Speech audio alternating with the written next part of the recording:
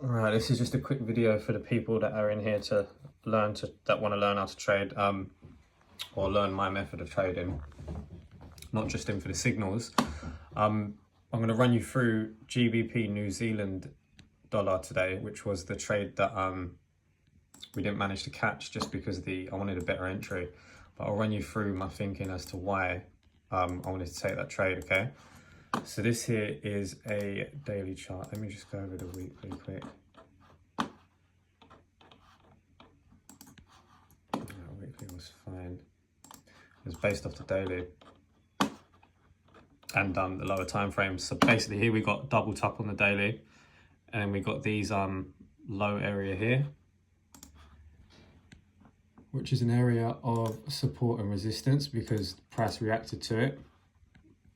We came up, this is daily candles, so this was Monday's candle, Tuesday's, and then this was today's candle. Obviously we came off quite a lot. What I looked at is, so if I take this box away now, so you can visually see it was the bottom of here, support turned into resistance as it's come below. Take that away so I can show you what else. You see that line there?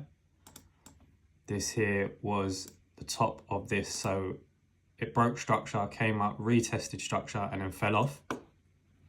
So there's liquidity up here. That was a high liquidity level. The price, if you look here, it was making higher highs and higher lows. So the trend was up, hit the double top, came down, did all of this. Once it got down here and came below this part, which was this here, just so you can visually see, that was the last lower high. We came down, we broke it on the daily. So this market has turned bearish, okay? And it won't be bullish again until this was the last lower high. So until price closed above here on the daily, this market wouldn't have turned bullish. So we came up all of this way, but we were still technically bearish. So let me delete that. Okay, so we came up, we grabbed liquidity on Monday, as you can see there. I did take trades on Monday, but obviously I didn't have the group open at that time. So that's the daily, you can see it's come up to there. So now we go down to the 4 hour. So on the 4 hour, you can see that had this written here, needs 4 hour to close above 2200. That number there to be bullish, which was what I just spoke about on the daily. 4 hour came up, took the liquidity from there, and then reversed. This is your 4 hour. We came down, we did come into this supply zone, which is why I wasn't jumping in trades and running them. And I'm not running trades right now anyway because of Trump. He just wakes up, jumps on Twitter and starts talking so much shit, and he just swings the market about. So I'm trying to be in and out of markets quickly. So that's a 4 hour picture. You see we've got a moving average here. Our trade was within this candle here, which you can see at the time hadn't come and tested this moving average, and which was also in line with these tops here, where price, every time price came into it, it got wicky. So it was an interesting level for price. So then that's the 4 hour. Bring it down to the 1 hour. Right, so our trade was inside here.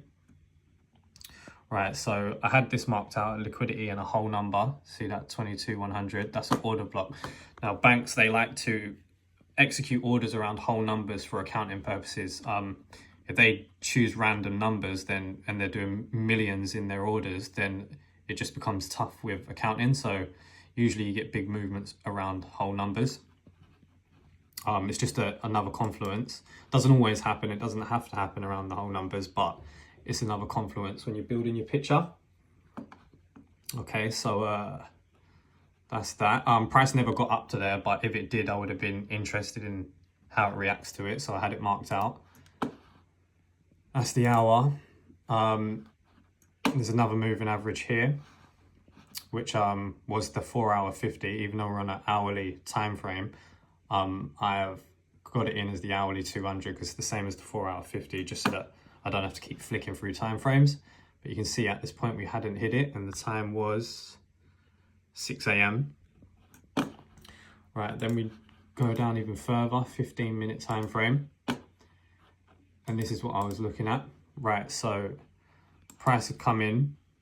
This was our morning, you see there, 7 a.m. there. I can't remember what time I sent the signal, but it was this candle here I wanted us to get in, but I wanted it to just pull up a little bit more so that I could enter around here and the stop would be just above here, which would give us a bigger risk to reward when it's coming for it to come down, okay? So then we've come up, took the liquidity of this candle here because people would have been selling and put their stops up there. You can see as it came into it, it reacted to it. So I know that it took liquidity. And down here, okay, remember there was the moving average. You can't see it on this time frame because it's the 15-minute, but there was the untouched 4-hour 50 that was underneath here, which is what we was targeting. It actually came into the 4-hour 50 there, and obviously it went lower, but we also had this round number there, 22,000, which, look, if I put that there, you can see price event obviously eventually came into it, but it was a pull on price as well. So I was building a picture and there was multiple reasons for why this market would come down, okay? So we had the double top on the daily, the breaker structure, the retest, the liquidity grab at the top, liquidity grab early morning, pull on price for the untouched moving average, which was below, and multiple things telling me this market was going to come down, okay? Shame we didn't get into it because it just went straight to it, but I needed the RR. I wanted a minimum of 2R, just because I don't really like to take trades much less than that. I will take them a bit less sometimes, but this market usually will come up and retest the whole thing again before it goes, but this time it didn't, which is unfortunate. But there you can see exactly the trade that I was looking at.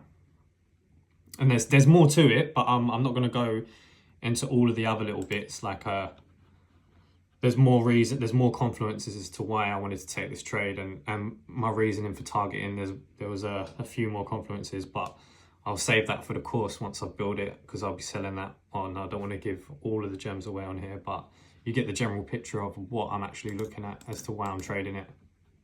And yeah, there you go.